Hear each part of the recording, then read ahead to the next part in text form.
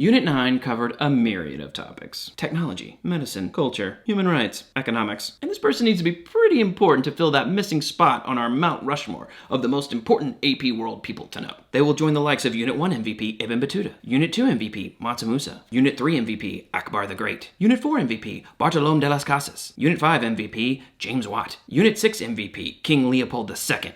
Hate him so much. Unit 7 MVP, Gavrilo Princip. Unit 8 MVP, Nelson Mandela. Who will be the Unit 9 MVP? But I think the choice for Unit 9 MVP is pretty clear. It's you. You guys have stayed with you around the AP World in 80 Days Countdown for a long time. You're studying hard, you're preparing for the AP World Modern exam. You are the future of this planet, and I, for one, think we're in pretty good hands. So that's my MVP for Unit 9. You. Congratulations. I'm just kidding. The MVP for Unit 9 is clearly Norman Borlaug.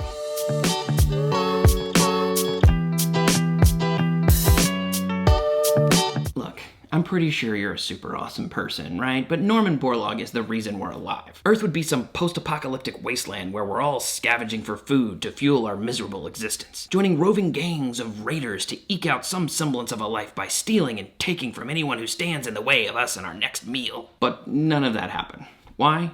Norman Ernest Borlaug. Whenever they show heroes who save the planet in movies, it's never the agronomist. But in reality, we were all saved by an agronomist. Agronomists study the science of agriculture, and Norman Ernest Borlaug is the GOAT of agronomists. You'll be going to college in a couple years, and your parents are going to be like, you should major in law, you should major in business, you should major in medicine. Borlaug majored in forestry and then got his PhD in plant pathology and genetics. Your parents are probably like, apply to an Ivy League school like Harvard or Yale. Borlaug went to the University of Minnesota. That's right, the GOAT was a golden gopher. So what was Norman Borlaug up to that earned him that coveted 9th spot on our Mount Rushmore of people to know for AP World History Modern? Well, in the middle of the contemporary period, we were running into what's known as a Malthusian catastrophe. In 1798, Thomas Malthus postulated that we would reach a point where the population growth would outpace food production.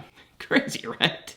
Wrong. In the early 1960s, this was becoming a reality. This was no problem for a mild-mannered agronomist from Iowa. Borlaug went to Mexico. Once there, he made 6,000 crossbreeds of different wheat varieties. He did this to make them resistant to stem rust, which was devastating the wheat crop of Mexico. He then took those new wheat breeds to the lowlands of Mexico and was able to run 2 crops of wheat a year. Back up, Malthus. No catastrophe here. But Borlaug wasn't finished. Most of the crops that were being grown had a natural resistance to 1 or 2 diseases that they might face. Meanwhile, crop diseases are nearly constantly mutating, creating different varieties that can wipe out entire crops. Borlaug found a way to crossbreed his crops so that they were resistant to all of these variants. He then went on to tackle one of the biggest problems with wheat plants. The most successful wheat plants are the tallest because they can reach up high and get the most sunlight. But as they grew tall, they would break under the weight of the grain. Borlaug shows up and crossbreeds it with Japanese dwarf wheat so that it would still produce a heavy grain but had a short stalk that wouldn't break. I know, right? And you thought you were the MVP? Come on. While Borlaug was changing the world in the Green Revolution, aka the Third Agricultural Revolution, a book came out in 1968 called The Population Bomb. The book predicted the end of the world as a global famine would set in the 1970s and 80s. It even predicted this about India and Pakistan. I have yet to meet anyone familiar with the situation who thinks India will be self-sufficient in food by 1971. India couldn't possibly feed 200 million more people by 1980. Borlaug was like, hold my wheat. He imported 550 million tons of his genetically modified wheat to India and Pakistan. The resulting crop yield was the greatest in Indian history. India and Pakistan both doubled their wheat production. Remember that prediction in 1968 that said India would never be able to feed itself by 1980? With Borlaug's help, India and Pakistan were both self-sufficient in grain production by 1974. He even applied these principles to rice production in China and rapidly increased the amount of rice grown there. In 1970, our hero, Norman Borlaug, was given the Nobel Peace Prize. But in his acceptance speech, he warned that the fight for food was not over. The Green Revolution has won a temporary success in man's war against hunger and deprivation. It has given man a breathing space.